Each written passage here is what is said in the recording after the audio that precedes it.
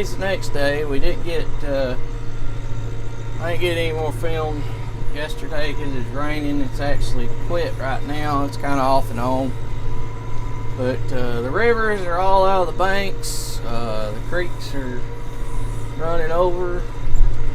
And the pastures are so wet and muddy we can't even get in and out with the trucks. Just to get in the gate barely. So what we're doing today is we're hauling hay in here from on the dump truck or on the C70 Chevy. We're dumping them at the road, and then I'm toting them in and feeding the cows as we go, and I'm driving the tractor. We started far away and we're working our way back to home right now. I get asked all the time, how many cattle do you have? How much land do you farm? Well, if you're new, you probably don't know, but I don't talk about none of that because of a lot of reasons, competition and different other things, privacy and everything. But I figure since there's a lot of new folks, and it seems like I've been getting that question more frequently again here lately. We farm a lot of land. There's 3 families that lives off our farm. My grandpa and my grandmother, my mom and dad, and me and my wife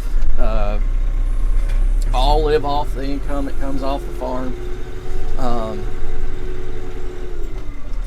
And we farm roughly, as far as the cows go, we've got somewhere, I'll say this, I'm not going to say how many we have, I'm not going to say the exact number, but I will tell you this, we have way more than 200 mama cows. I'll just say we got 200 mama cows, way over that. And I'm not talking about just a handful over that. When I say way over that, I mean way over that. But just so people knows that we're farming cattle seriously, we have 200 mama cows. Calves and bulls, I have no idea. I couldn't even tell you. We don't keep track of the exact total we have at every time because it's constantly changing on them. But why am I doing this? I got a tractor. But we do have at least 200 mama cows. Now that's not, I'm not counting all the calves that we feed at the house and we precondition and everything. None of my calves or none of my bulls, because I know it depends on who you're talking to. A lot of people count their calves and their bulls and all in their total, and they'll say, oh, I've got this many cattle, and they're counting everything. But we don't do that. We've always just counted our mama cows because they're the steady number that sticks around continuously. And the bulls, I just don't count the bulls. But we, that's because the calves are always fluctuating. You can have generally anywhere from 50% of your mama cows or more at any given time of calves. So we're constantly selling and moving and doing different stuff. So it's hard to keep track of the exact total of calves we have, but on hand on our beef cattle. But I mean, as far as how many we got, I'm not going to ever tell that. As far as how much land we farm, I'm not going to ever tell that.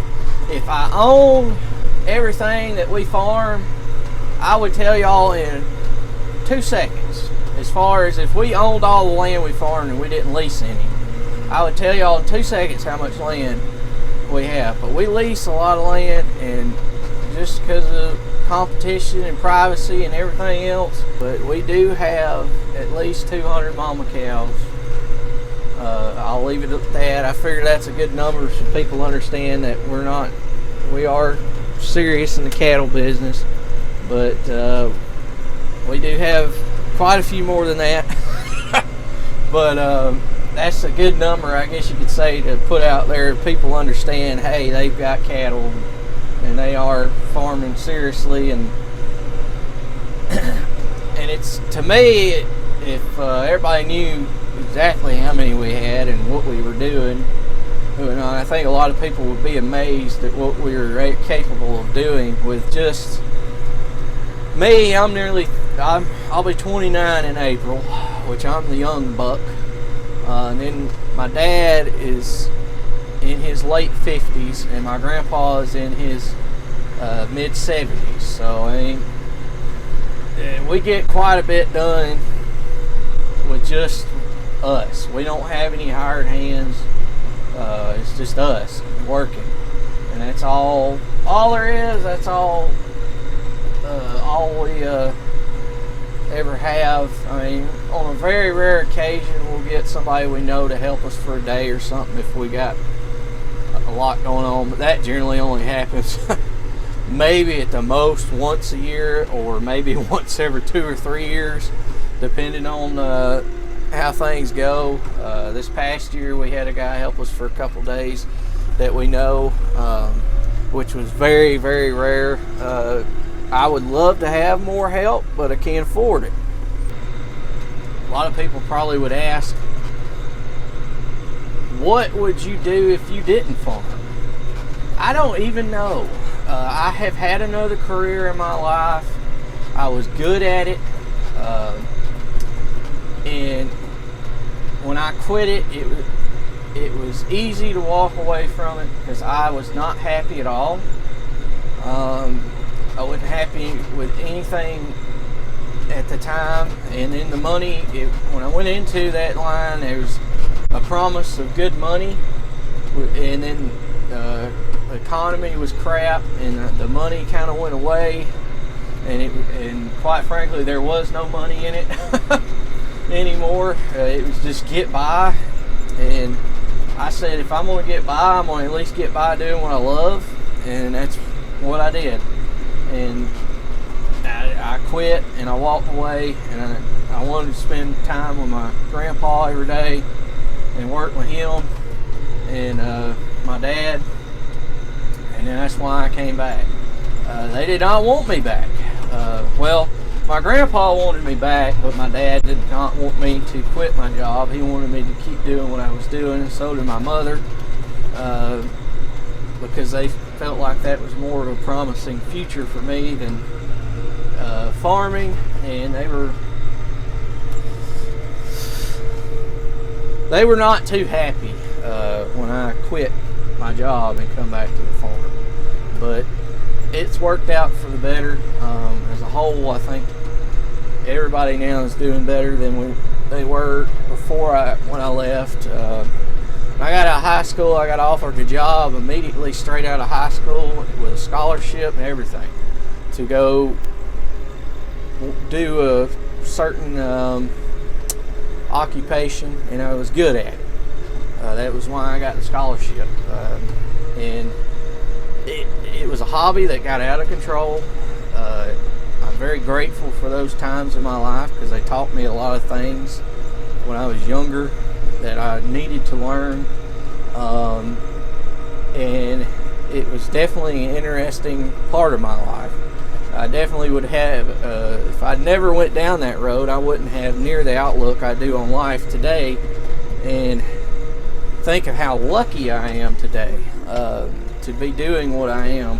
And you know, we all look at the dollar value and everything when we're doing stuff, and it's kind of something that I kind of got a burden I needed to say last night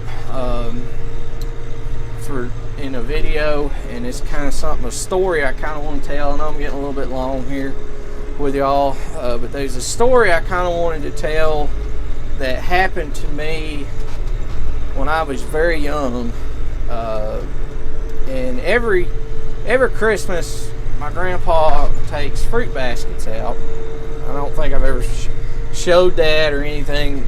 I know I haven't, to do with it, but we would take fruit baskets out to all our landlords and different people, or older family members who couldn't get out of the house or anything and whatnot that we knew, and we would take them fruit baskets and give them out as kind of a little bit of thing to cheer them up or whatever, or say thank you or whatnot. And we come up one year and we went around to all our stops that we normally did, and we had one extra. I can't remember why we had one extra. I don't remember if my grandpa ordered one too many or what the deal was, but we come up with one extra, and there was an old man who lived next to one of our cattle farms, and lived in a little old trailer, and he wasn't the wellest off, I'll say that. He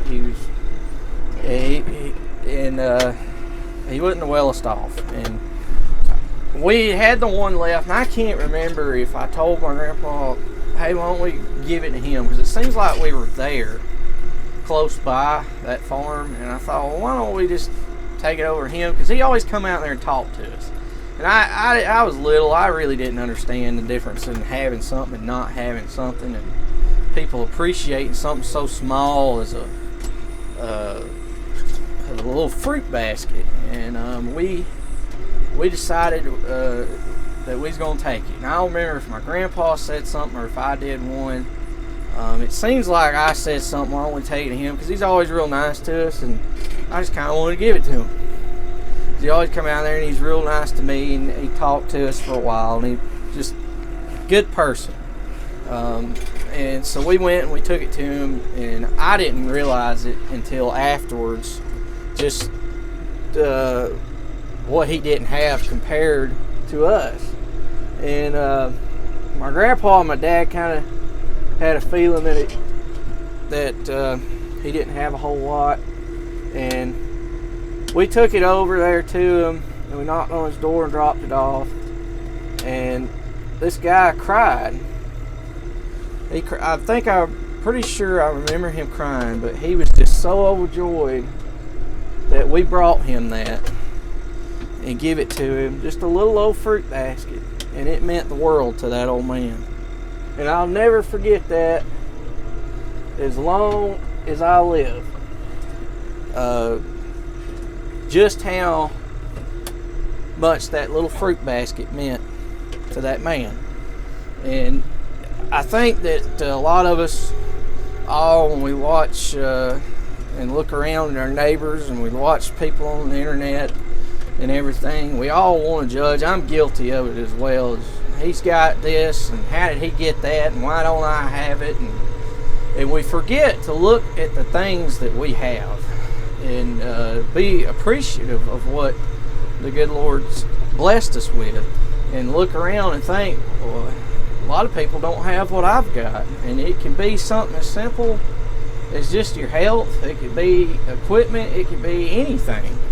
And I think that we all need to go home, and that's kind of my challenge, y'all. Just go home and think about all the things you have, and think about what you have that somebody you know doesn't have, and be grateful for what you've got. And I think a lot of people get caught up in not what they don't have, and don't think about there's somebody else out there somewhere who doesn't have what we've got. And I think that we all need to be a little more appreciative, and that's kind of what I felt led I needed to say. I don't know why. I don't know if it's for me. I don't know if it's for somebody else, but I just kind of felt led to say that. And we may have another thing too with that is you can have everything in the world, but if you don't have God and you don't have love in your heart, then you have nothing. And I truly do believe that. You have nothing if you don't have that. You can have every object in the world, but if you don't have the Lord and you don't have love in your heart, you ain't got anything. And it can be, you can be the poorest man in the world. A lot of the poorest people in the world have more than the richest man in the world. And I just want people to remember that. And if you could do one thing for me today, just remember, be thankful for what you have and not what you don't have. and I feel like a lot of people would be a lot better off if they did that. And I tell you, I've seen something the other day too. I thought about this a little bit too last night. I know everybody, it's been tough in agriculture. It really has, and a lot of people ain't got a lot of money right now. But I know Dennis, or DLH, over on his channel, has been taking up a fund for firewood to give to the needy people in his area that's older and they can't afford to heat their homes or anything, and he's donating firewood and his time and everything to help these people out. And if you want to help somebody out, I think that'd be a good little donation thing to do, is just go check out Dennis's thing, email him or whatever, comment on his channel, and just tell him, say, if you're interested in donating a little money towards that, just tell him, say, hey, I'd like to donate a little money towards firewood to help keep people warm. A lot of these older folks, they can't afford to pay for everything just off their Social Security check. They don't have any retirement or anything or whatnot, and they could really use the help. And I feel like that's something as Christians we all should do as best we can. I mean, if you can't afford it, I understand that, or ain't got the money, but just if you do feel like giving anything, just give Dennis a holler.